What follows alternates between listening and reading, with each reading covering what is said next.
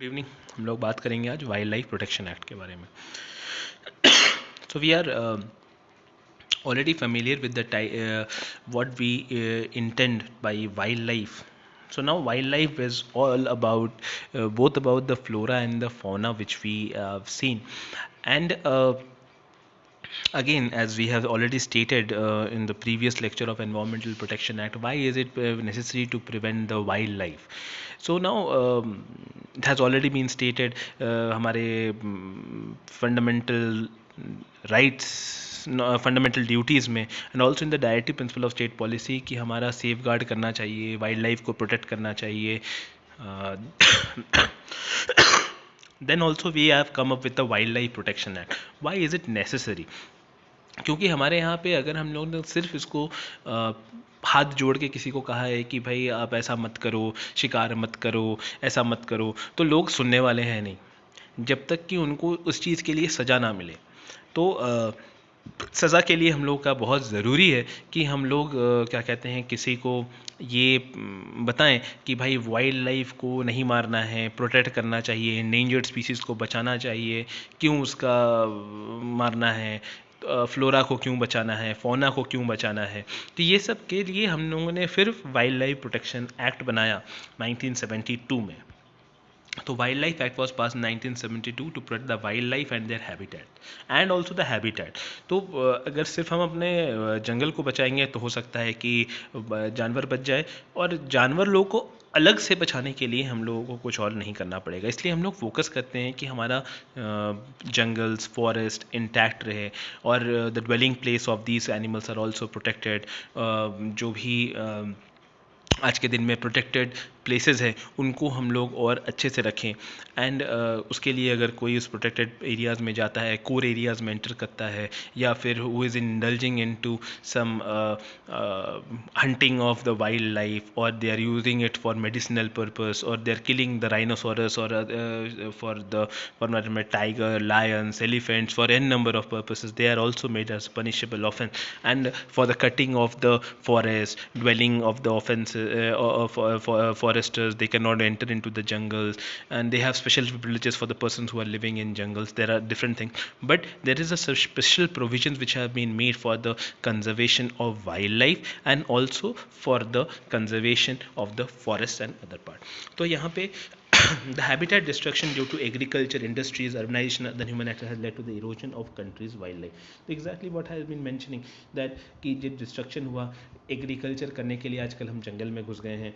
Industries अगर आप देखिएगा उड़ीसा में, तो वेदांता का माइनिंग का काफ़ी केसेस आया है, जहाँ पे हम लोगों ने देखा है कि पूरे के पूरे जंगल को काट के वो माइनिंग कर रहे हैं, एल्यूमिनियम का माइनिंग कर रहे हैं, जो कि गलत है. तो ये भी जंगल के कोर एरियाज़ को डिस्ट्रक्ट कर रहे हैं.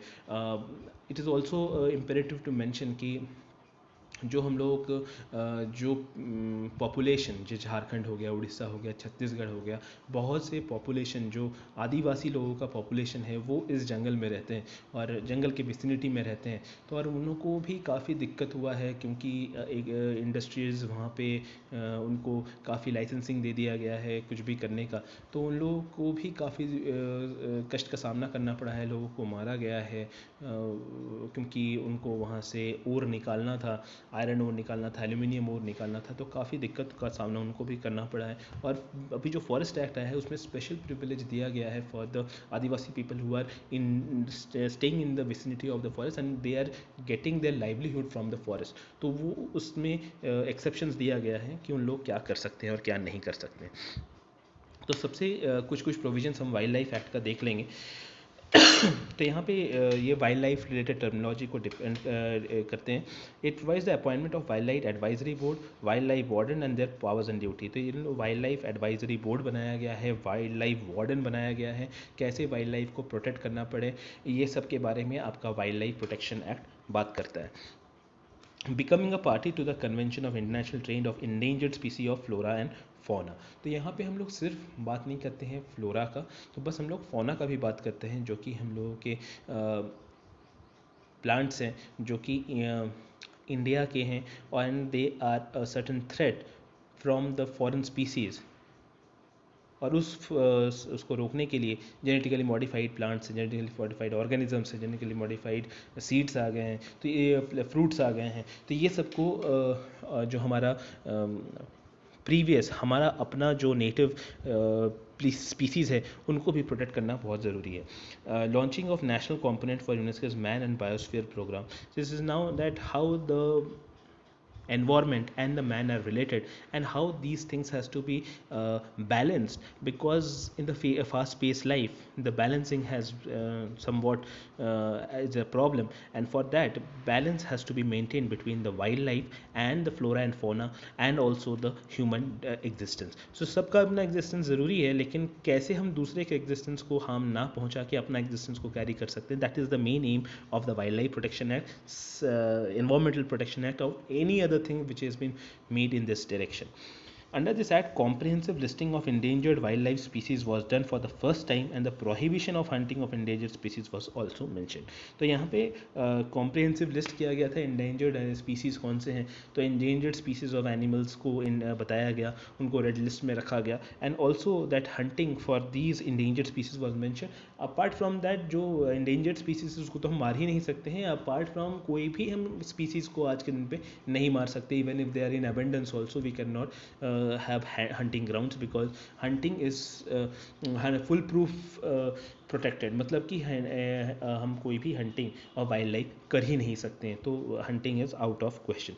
Protection to some endangered plants, तो जो हमारा native plants है हमारे इंडिया का, उसको भी प्रोटेक्ट करना पड़ेगा, because we are going for the genetically modified things, and genetically modified का कुछ ना कुछ हो सकता है कि बाद में हम लोगों को उसके इल इफ़ेक्ट्स के बारे में पता चलता है, और इल इफ़ेक्ट्स के बारे में पता चलता है तो हम लोगों को जो नेटिव प्लांट्स है उसको काफ़ी प्रोटेक्ट करना ज़रूरी है, क्योंकि we should not be over dependent on the hybrid brands or the genetically modified foods, organisms or fruits what we have abundance in today. That also provides for setting up of national parks, wildlife sanctuaries.